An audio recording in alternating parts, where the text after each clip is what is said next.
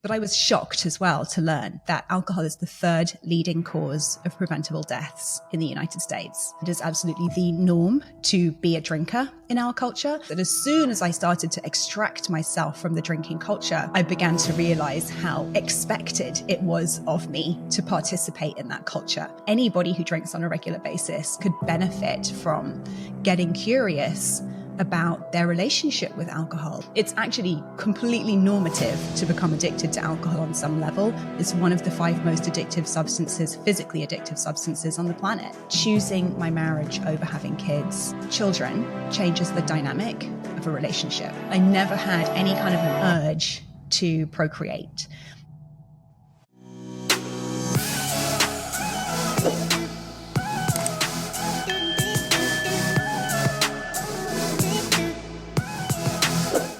Welcome back, everyone, to Diary of an Empath. My next guest is Ruby Warrington. She is a British-born author and editor who coined the term sober curious, which is a term we've been hearing more on TikTok and Instagram, which I love.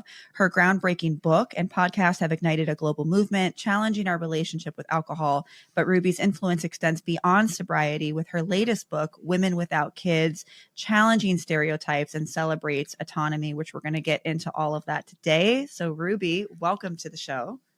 Well, thanks for having me, Carice. I'm excited to get into it with you. Yeah, likewise.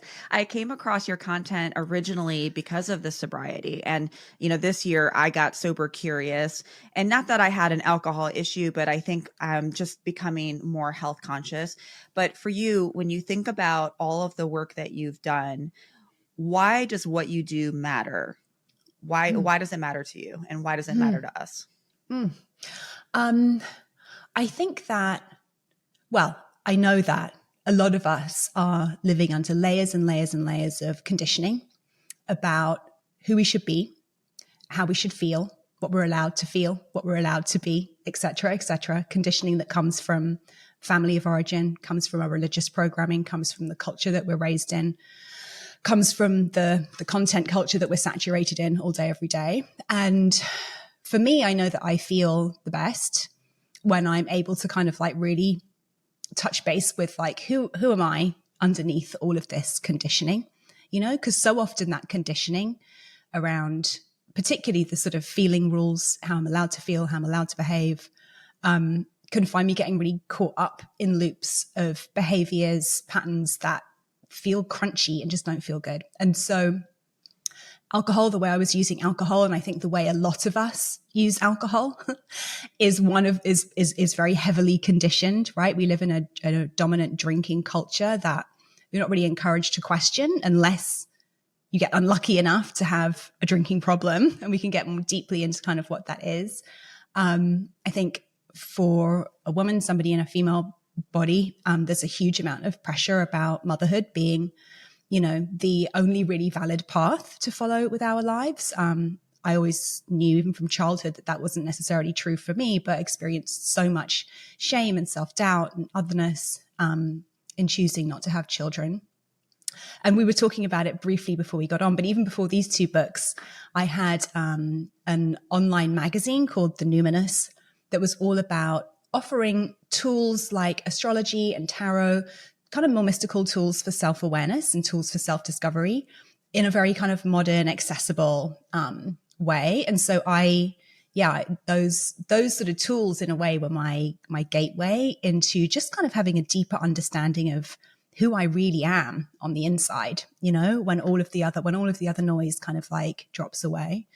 And I suppose that's, the through line in my work really is about that. It's about being able to really live an authentic life, which sounds sort of cliched, but it's actually a lot harder than it sounds, as you know. Yeah, it is. It's so relatable because, like you, when I started getting into, I even got my little chakra stuff, my little crystals that I hold on to when I do my podcast.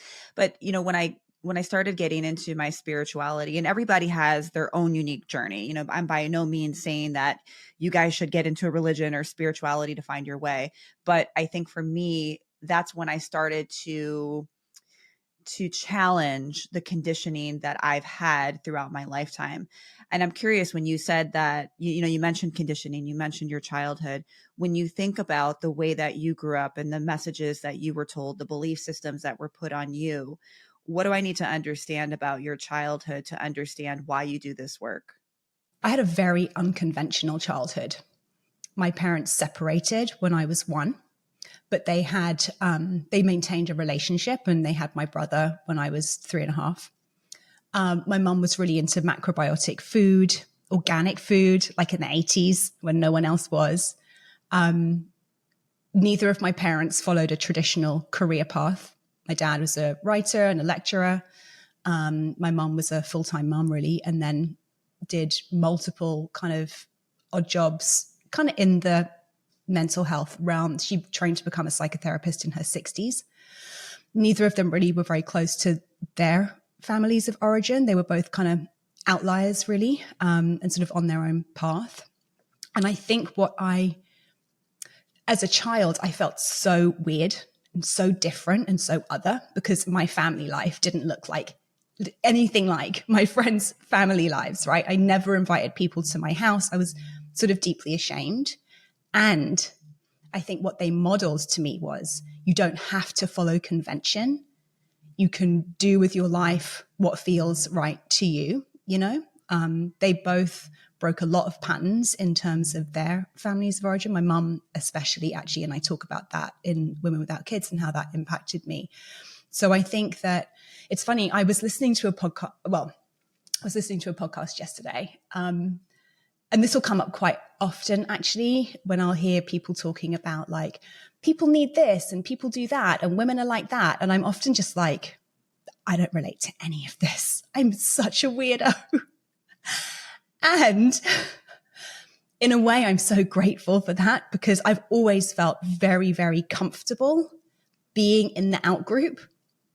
It's normal to me almost to kind of like not fit in, which is weird because, like, physically I look very kind of conventional in a way. And actually, when I was younger, in my younger kind of career, I pursued a career in fashion journalism, which I think was actually coming from a place of really wanting to fit in, be part of the in-group, but I never felt comfortable there either. I never fit in there.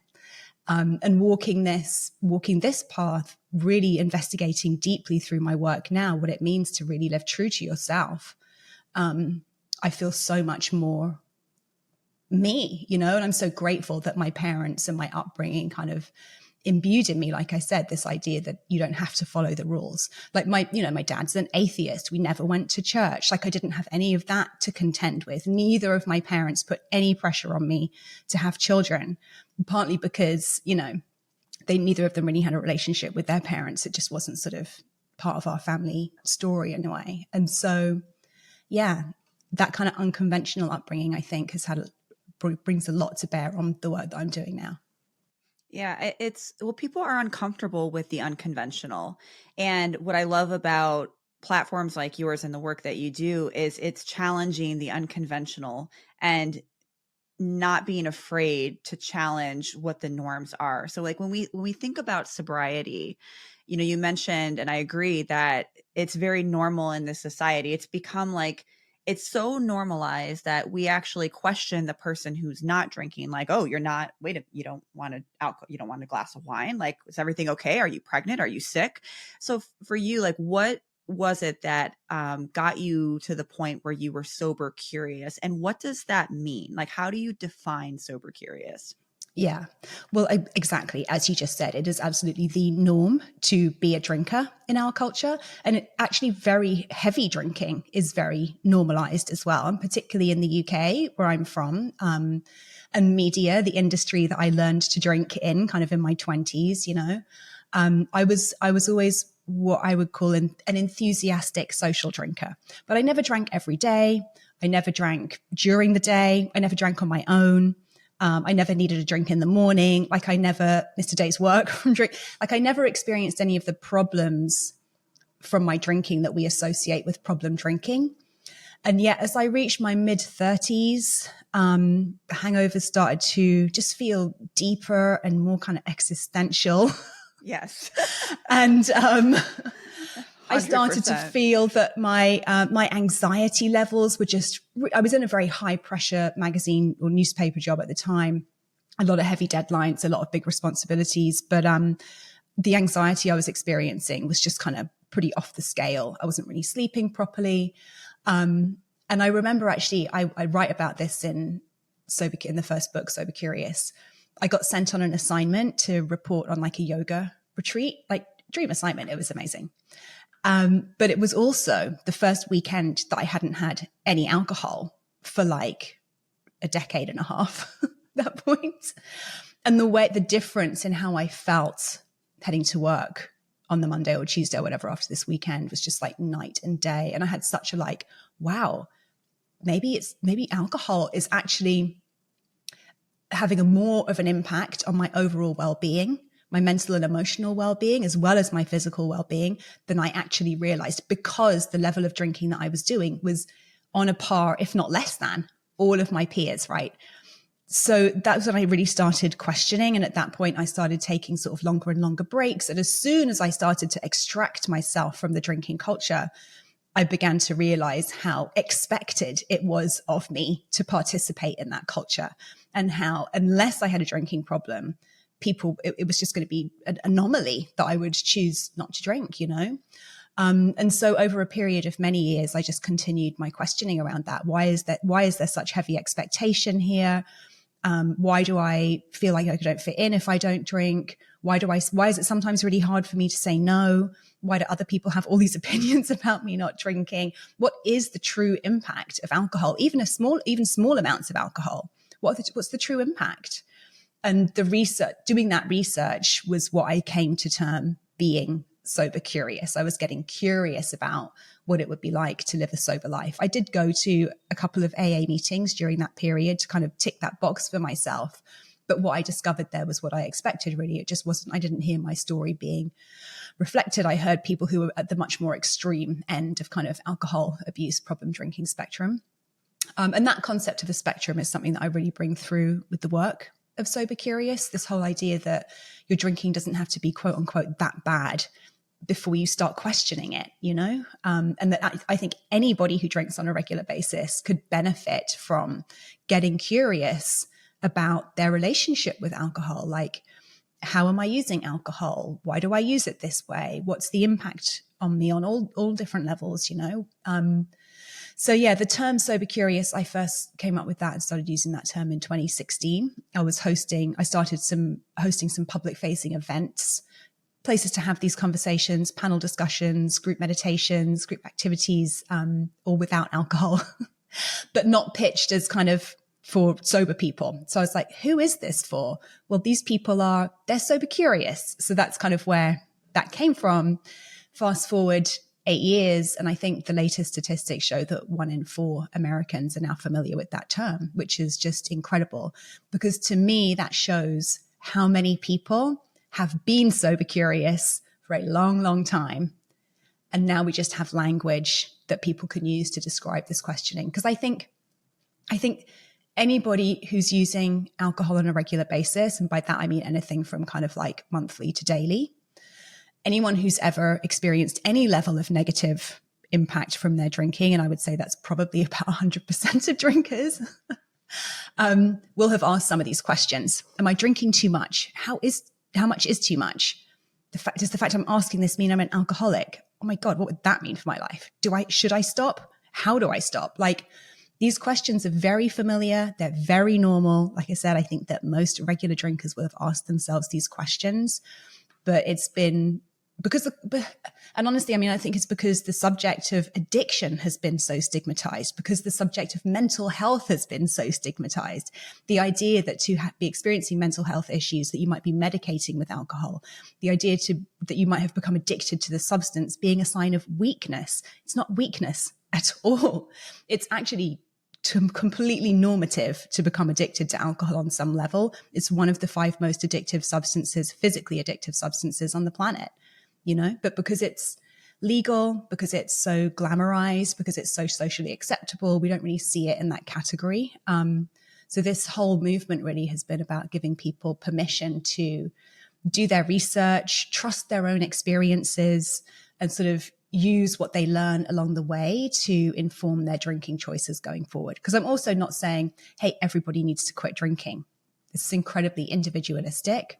I'm just saying be conscious and empower yourself with the information that you need to make the choices that are right for you.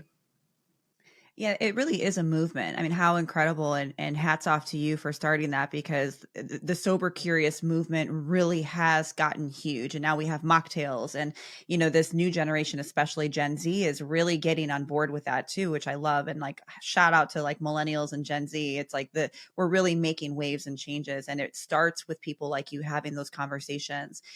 Based off of some of the research that you did with your book, if you had to look at like one or two huge misconceptions about sobriety, what would you say comes up for you with that?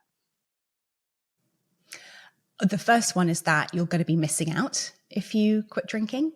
I think one of the most common fears that comes up for people when they contemplate removing alcohol, even if it's just for a period, is all the things they will miss out on, or the invites they won't receive, or the fun they won't have, or the pleasure and relaxation that won't be accessible to them. But in my experience, and that of the vast majority of people I've encountered in this space, it's actually the opposite. That it's only when we remove alcohol that we realize how much space this substance has been taking up in our lives and in our psyches, and how much space there is for new things to find us when we're no longer either under the influence of alcohol or dealing with the repercussions of being under the influence of alcohol, just so much time, energy, positivity, enthusiasm, self-belief, natural confidence. That's the second big one. I think a lot of people use alcohol to manage social anxiety, and to feel more confident in social settings, dating, et cetera, family situations. But what I came to realize was that for as long as I was outsourcing my confidence to alcohol, I wasn't developing my own inner confidence, and that putting the alcohol down actually forced me in a way to become more confident in myself, to the extent that I feel so much more confident as a non-drinker than I ever did as a drinker, which was, again, just completely the opposite of what I was expecting. Did you guys know that I'm not only a therapist, but I'm also a coach and a professional tarot reader? Now, it's not exactly me hovering over a crystal ball telling your future. It's a way to connect with your guides on life issues such as career and love and spirituality. And sometimes people need one-on-one coaching to help them through breakups, toxic relationships, healing the mother wound, their spiritual path, or navigating tools as an empath. So I do all of these things to help my clients pursue life and decisions and understand themselves. So if you are interested in one-on-one coaching or a tarot reading, click the link below to get started. Okay, back to the podcast. That's so interesting. For me, I think what did it, and I'm not sober, but I'm sober curious, and I started to actually track what my vitals were and what was going on, like in terms of if I drank. I have a something called Whoop, and I wear it on my wrist, and it essentially tracks all like my HRV levels, things like that. And I noticed that every time I would drink, even if it was like 2 glasses of wine, my data the next day would show that my HRV would go down, my breathing rate increased to the point where it was alerting me, hey, are you sick?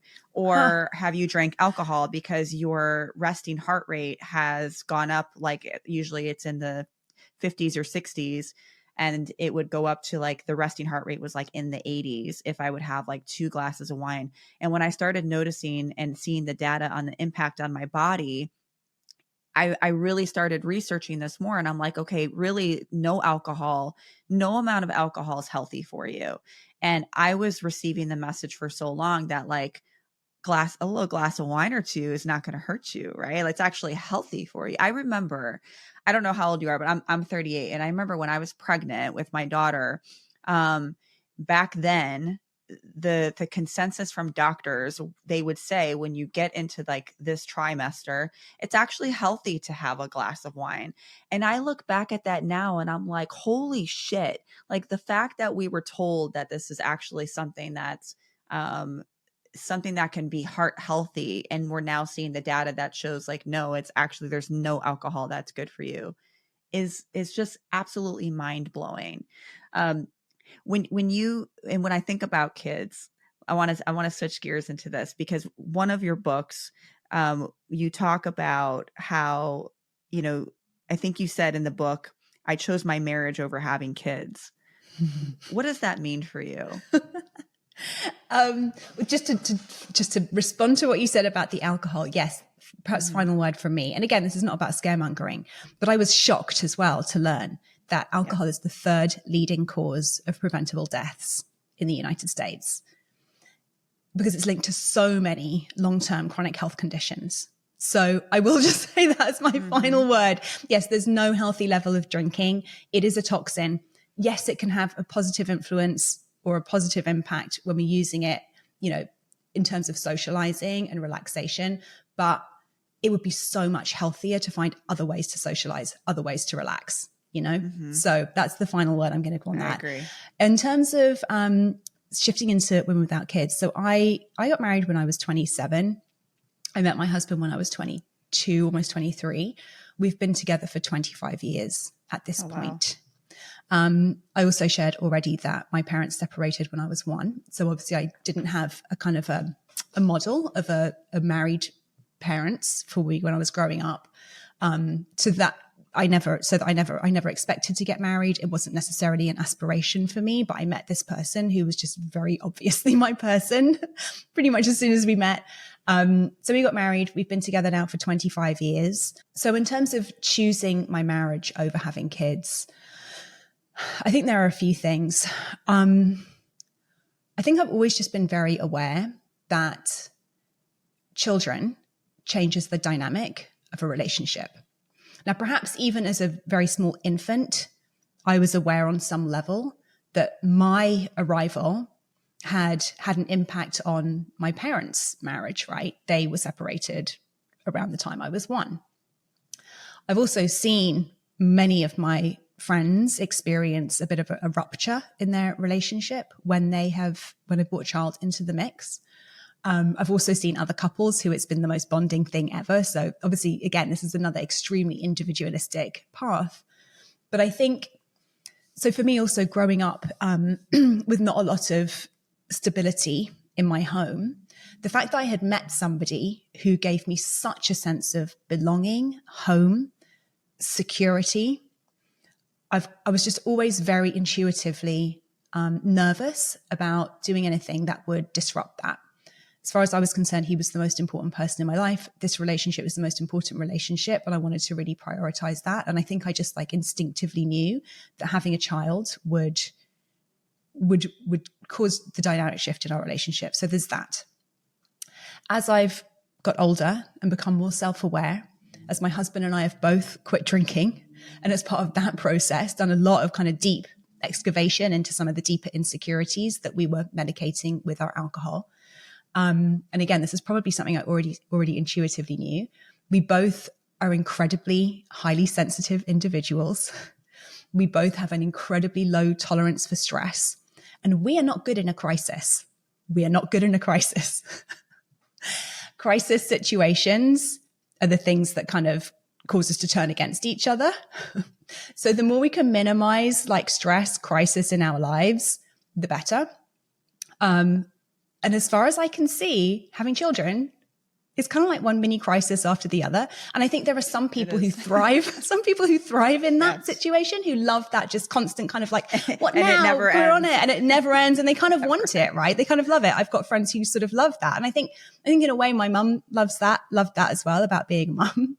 But for me, that's just my tolerance for stress is incredibly low. I go to a very kind of spun out, anxious place very, very quickly. And I think, again, I just intuitively knew that having a child would bring a lot of stress into our marriage, and that would not be good for our marriage.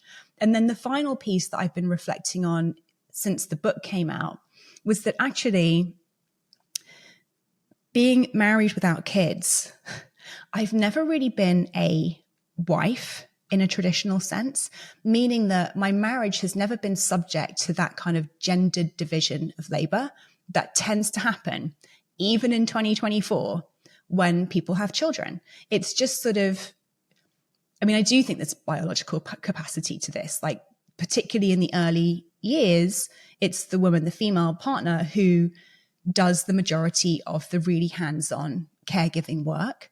And naturally, as a result of that, she has to take a step back from her other work, the work she does outside of the home.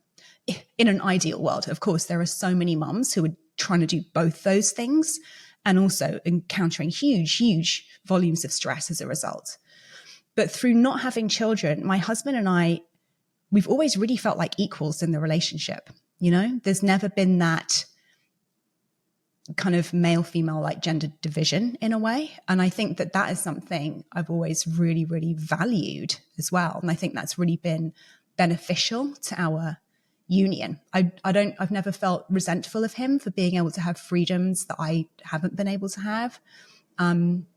If anything, I've gone off and done more adventurous things and sort of like exercised my freedom within the relationship more than he has, which I think is quite unusual, particularly for people who have children. So all of those different factors, I think, play into the fact that I'm able to say, I've chosen my marriage over having kids, you know? And I think that my marriage, one of the reasons that my marriage, and I will say, I'll emphasize that this is very specific to me and us and our union. I think that not having children is one of the things that has contributed to the strength of our marriage.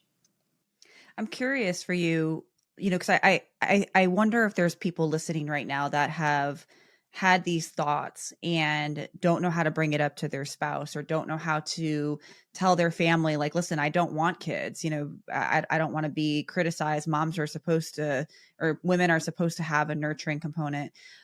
Were you the one that brought it up for your husband? Did you get any criticism from family? What's that dynamic like for you? Because I would love for people listening to understand and be validated if they're feeling like this. Well, I think I already mentioned, like, neither of my parents ever really put any pressure on me to have children. I never had that kind of, when are you giving us grandchildren? And I know that a lot of people really get that very, very strongly from their parents, which is a whole thing to deal with. So I feel quite grateful they didn't.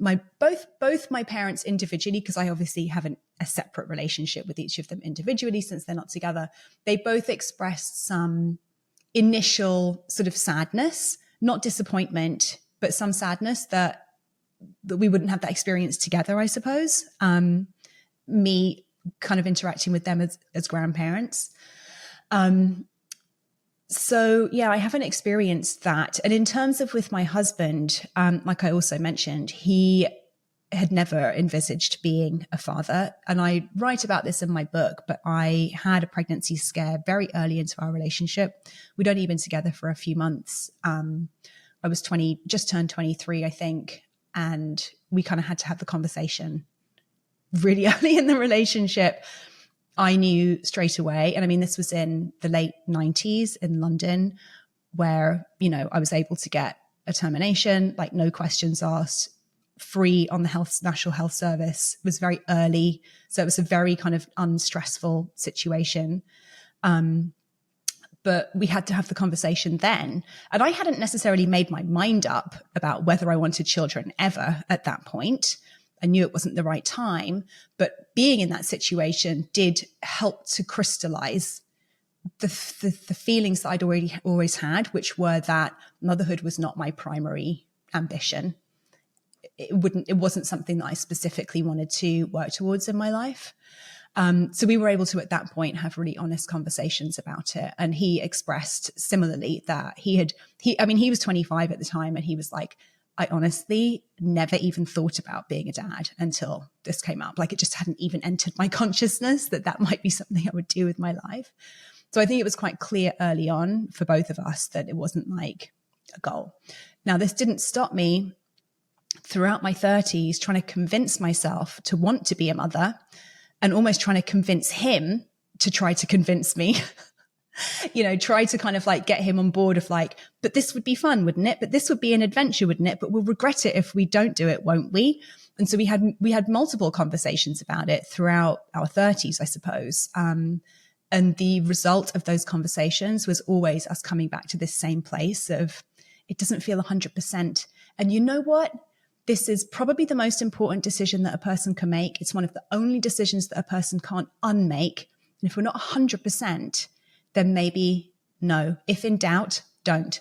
And so we never did, you know? And I do wonder if my husband had been on a different page, if he'd have really wanted to be a dad, chances are we probably would have given it a go. I don't know. I can say that now, but it's pure speculation because I don't know how I actually would have responded. But yeah, there was definitely a period sort of ramped up from between the years between 35 and 40 when the ticking clock is really getting loud and the pressure kind of ramps up. I really, really tried to make myself want it. I tried to talk myself into it, but could never quite hit that 100%. And so, yeah, here I am. What do you say to people who say, as a woman, it is selfish if you do not align with your maternal instinct to have children? Because there's somebody in the comments that are going to be like, this woman is selfish. What is your response to that? Because there's always, right? I'm sure anytime you post a video on this, there's got to be people in the comments saying it's probably mostly men. What do you say to people who say that you're selfish if you choose not to have children as a woman? I think this is very ancient conditioning about, again, going back to what we're allowed to be as women, how we're allowed to feel, how we're allowed to behave, just really ancient conditioning about women's role in society. I think that for women to be selfless and giving and nurturing and caring, these are very, very ancient kind of stereotypes about what it means to be a woman. The whole idea of a maternal instinct. So I never experienced baby fever. I never had any kind of an urge to procreate. And that was one thing that I really I spent my whole 30s really when am I going to feel it? When's it going to kick in? Just waiting, almost waking up every morning, do I feel it yet? Because I heard so many people say that they was just oh, I'm really starting to want this thing. I'm really feeling like I want to have a baby. And I just never felt that way. And to the point where I really thought there was something wrong with me. And when I was researching the book, I actually spoke to an evolutionary biologist who basically said, no, there's no such thing as a biological urge to procreate. All humans need from an evolutionary perspective is a sex drive. So long as enough people are having enough procreative sex, there will be babies eventually, and then the race will continue, right? The maternal instinct is the piece that kicks in once the baby has arrived. And that is the instinct which ideally exists in all human beings, regardless of gender, which is the instinct to protect young, innocent, helpless creatures, right? And obviously that instinct exists in different levels in different people. And once a person has become a mother or become a parent, because it happens in dads too, there are actually changes in the brain that happen at that point, which make the person super attuned to any threat that might be kind of threatening their child. So yeah, in terms of the selfish piece, to get back to that, I think it's really quite rapidly being debunked or kind of turned around in a way. I'm equally likely these days, I have to say, to hear people saying that it's selfish to have a child, especially given the state of the world that we're living in, especially if I'm having a child to fulfill myself on some level. That sort of is seeming equally selfish to people, or self-serving, I suppose. But I think when the tag of selfish is applied to women without kids, it's very much linked to the fact that we are still, as a society, very uncomfortable with women having total autonomy over our bodies, over our money, over our lives. This is still radical, despite the many waves of feminism that we've been through as a society. So yeah, when I see that word selfish being directed at women without kids, that's what I see. I see women are not allowed that level of agency, that level of autonomy, that level of freedom when it comes to how they want to live their lives. And so I think that's where the subhead for the book is the revolutionary rise of an unsung sisterhood. And I think that is, it's still revolutionary for women to really have the ultimate say over our lives. 100%. I didn't even realize up until recently, I was listening to, I forgot what podcast, but women didn't even have access to their own bank accounts until really just like a half a century ago. Like the So 1970s. Yep. that is just absolutely wild. So we are erasing hundreds and hundreds and hundreds of years of conditioning that women are here for one thing, and that is to make babies. I mean, really, when we even look at, this is another subject, but when we even look at like the data and the research on sex, they didn't even really start researching women and orgasms and the fact that women can have pleasure. We were just here for reproduction and that's it, And so I think that when you look at the time span, the fact that we're starting to have autonomy over our bodies and we are now having our own bank accounts, our own money, we are having choices now. There's still a lot of people who are uncomfortable with those choices, and a lot of people, women included, who have not yet bought into the differences that we're actually evolving. And in chapter 1 of your book, you talk about the concept of motherhood on a spectrum. What does that mean? Yeah. So the motherhood spectrum actually came directly out of my work with Sober Curious. So with Sober Curious, I was really looking at how we'd had this very binary view of problem drinking. You're either a problem drinker, and therefore you must go and get in recovery and you're never allowed to drink again, or you're a normal drinker, and therefore any problems associated with your drinking are just kind of like par for the course. When actually, once I started talking to people and really researching this, it became very clear that problem drinking or alcohol abuse kind of exists on a spectrum, and that many people orient at different places on that spectrum at different times in their lives and in different circumstances. And when I started looking at this concept of women without kids, it seemed to me had a similar binary. You're either a mother or you're a non-mother, right? You either want to be a mom and this is your life path and this is where you find your fulfillment, or you're not having kids and you are selfish and career obsessed and narcissistic and you're going to die alone surrounded by 20 cats. Like these are the two kind of sides of that binary. And but what I began to realize again, when I started researching it and speaking to people about their experience, I realized there's a spectrum here too. And that when it comes to both people's desire for parenthood and their experiences of parenthood and their aptitude for parenthood, like there are actually so many different individual factors that will influence a person's feelings and choices in this realm. And that likewise, somebody, like I said to you, I always knew I didn't want to be a mom. Had I met a partner who really wanted to be a dad, maybe my life would have taken a different path, right?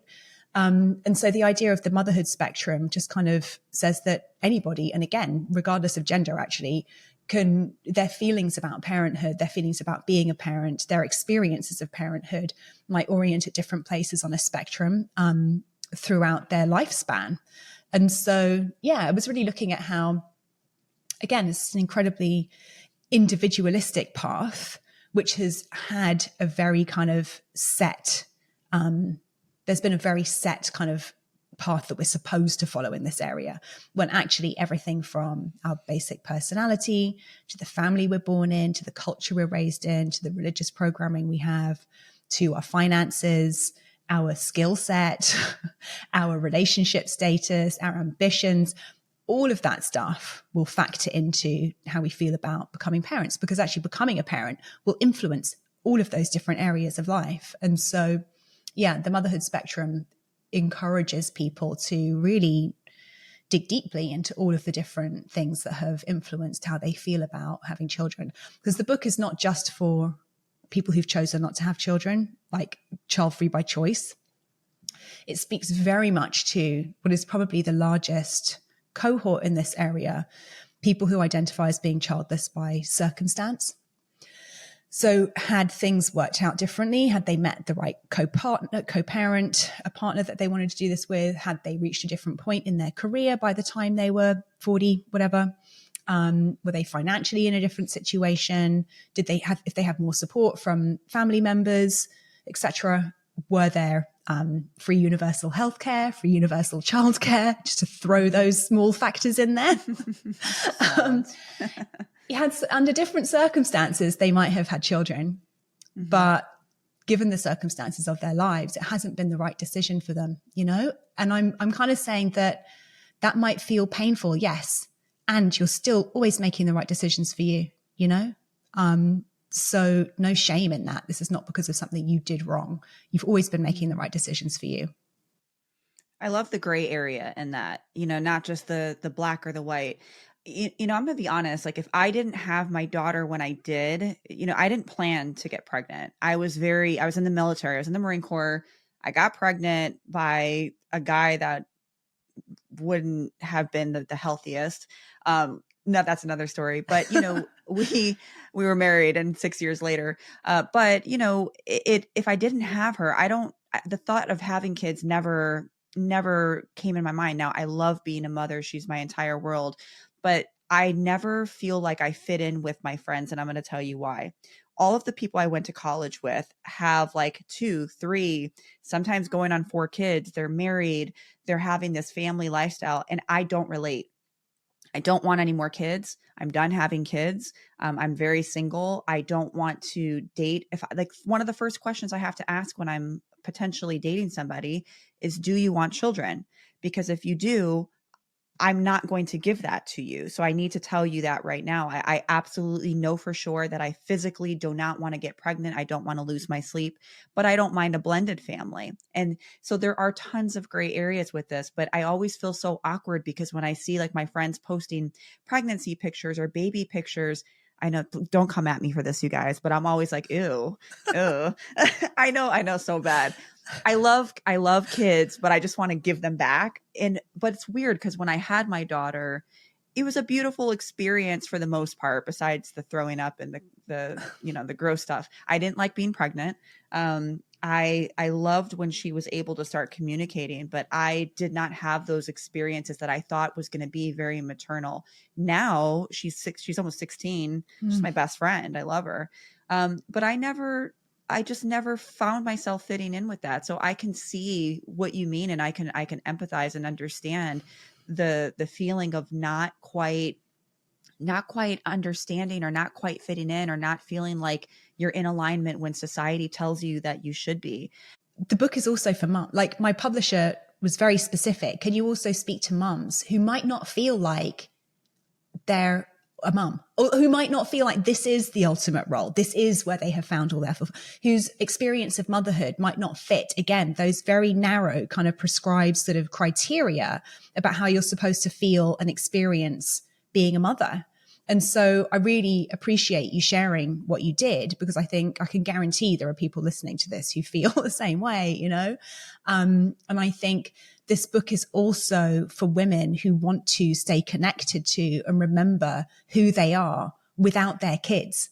You might be a mum, but you're still a woman without your kids. You're still you first and foremost, right?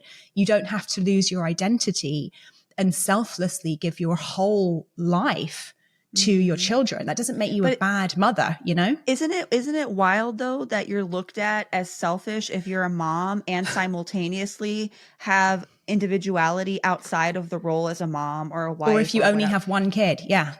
It's crazy. And that's how I feel sometimes. Like sometimes I think that's why I feel so out of touch, because I just can't relate to some of my friends or people that I see.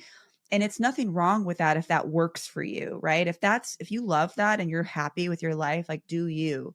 But for me, I like skincare. I like traveling. I like doing nice things for myself. I like a nice home. I spend time with my friends. I like going out to bougie brunches.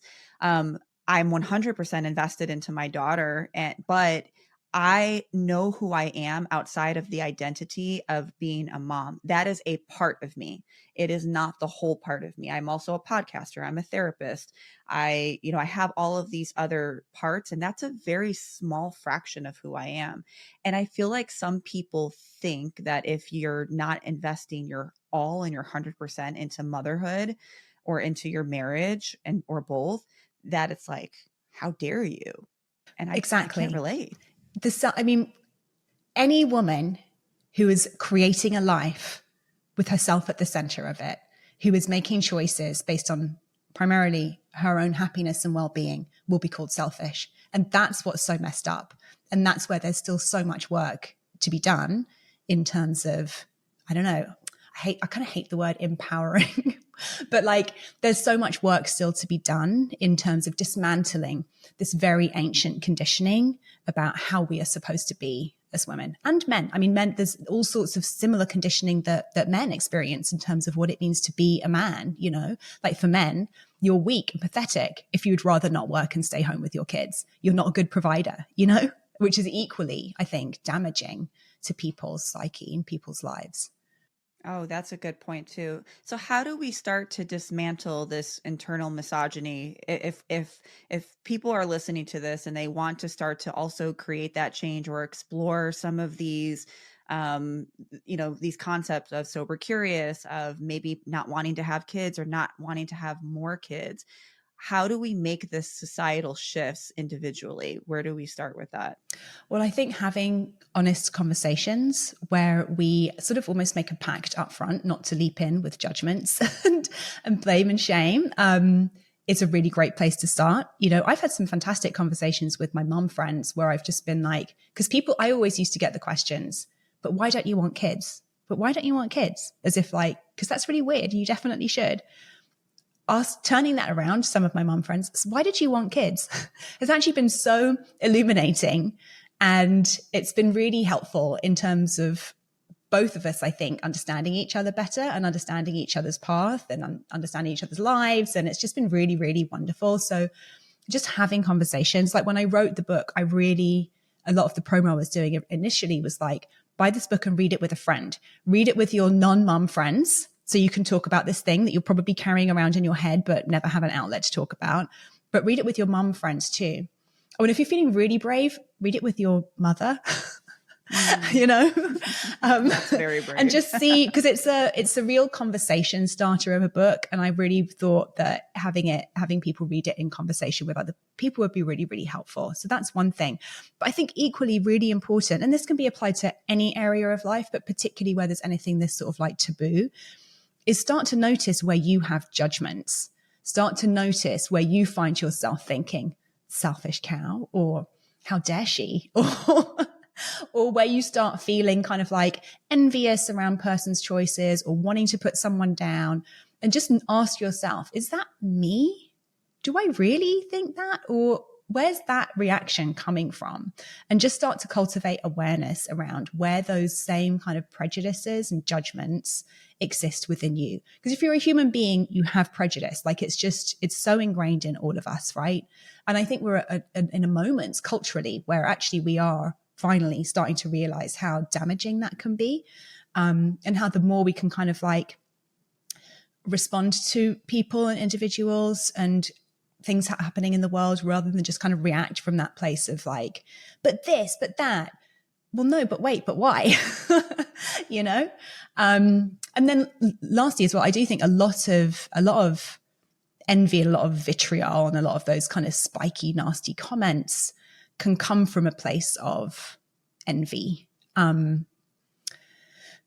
know, if someone's being told, you're so selfish for going on all those vacations or having all those nice things in your home, you're so selfish for not dedicating more of your time, money, and energy to your children.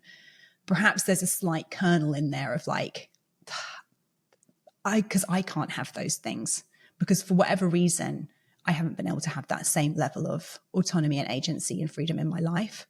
And just noticing that, and then start noticing, well, maybe there are some areas where I could do with having some better boundaries.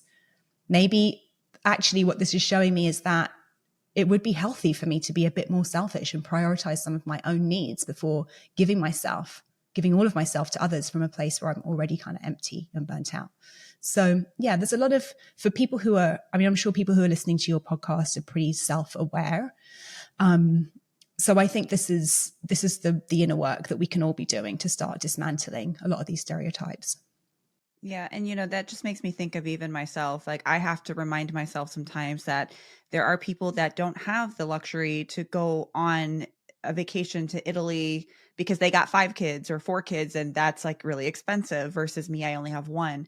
And I to your point, I think we all can try to understand that it's a spectrum, it's subjective, and we all have our different journeys for just multiple different reasons. Ruby, thank you so much for having these really, really tough conversations. You have clearly started these movements, which are making waves. They're changing lives. I mean, I've heard Sober Curious all over the place, and, you know, having these conversations about, you know, not having children, being sober curious is making changes and giving us the door to have those autonomies and to be able to create that independence within ourselves. I can't wait to see your future work and what other challenging conversations come up for you. Thank you so much for what you do. I'm going to link your books for everybody to buy. You guys go follow her. We're going to link everything below. And thank you so much for coming on the show. Well, thanks for having me. It was great to hear your story too.